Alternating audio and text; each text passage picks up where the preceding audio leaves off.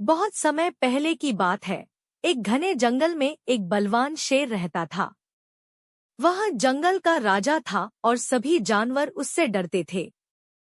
शेर को अपनी ताकत पर बहुत घमंड था। वह अक्सर बिना वजह जानवरों पर रौब जमाता और कभी-कभी तो उन्हें परेशान भी करता। उसी जंगल में एक चालाक लोमड़ी भी रहती थी। वह शेर से तो डरती थी, लेकिन उसकी आदतों से परेशान भी थी। लोमड़ी सोचती, यह शेर खुद को बहुत बड़ा समझता है, पर अक्ल से तो कोसों दूर है। क्यों न इसकी अकड़ थोड़ी ठंडी की जाए। एक दिन शेर की तबीयत कुछ बिगड़ गई। उसे बहुत तेज बुखार हो गया। उसने दहाड़ लगाई और आदेश दिया, कोई एक जानवर मेरे पास आए और मेरी देखभाल करे, नहीं तो मैं गुस्से में सबको खा जाऊंगा। जानवर डर के मारे अपने अपने घरों में दुबक गए। कोई भी शेर के पास नहीं गया। लोमड़ी को यह सुनकर बड़ा मजा आया। वह सोचने लगी, शेर अब कमजोर है, यह मौका है थोड़ा मजा लेने का।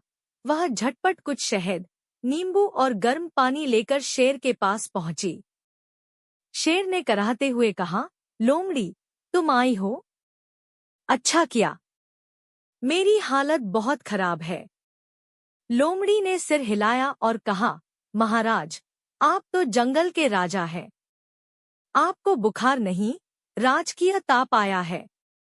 शेर थोड़ा चौंका, राजकीय ताप, ये कौन सी बीमारी है?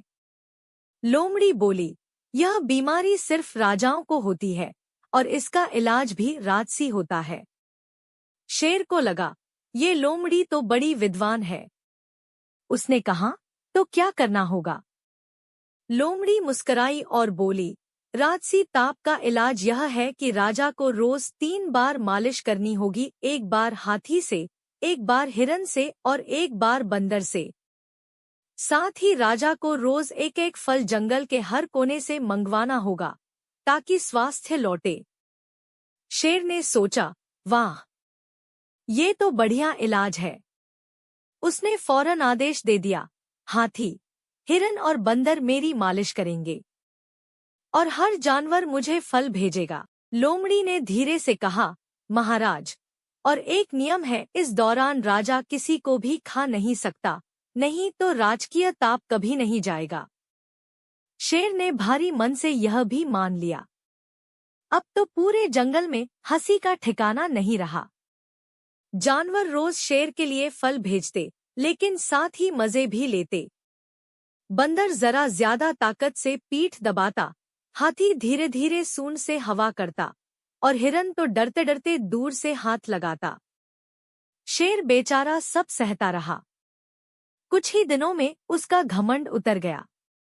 वह सोचने लगा, मैं जंगल का राजा जरूर हूँ, लेकिन हर समय डर फैलाना ठीक नहीं।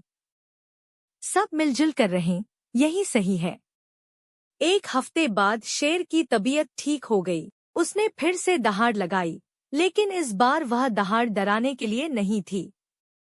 उसने सब जानवरों को बुलाकर कहा, मैं समझ गया हूँ कि ताकत से नहीं, समझदारी और मिलजुल कर रहने से ही जंगल चलता है। लोमड़ी ने मेरी आंखें खोल दी हैं। अब मैं किसी को परेशान नहीं करूंगा। सारे जानवर खुशी से झूम उठे और लोमड़ी मन ही मन मुस्कुराई। चालाकी से शेर को भी समझाया जा सकता है।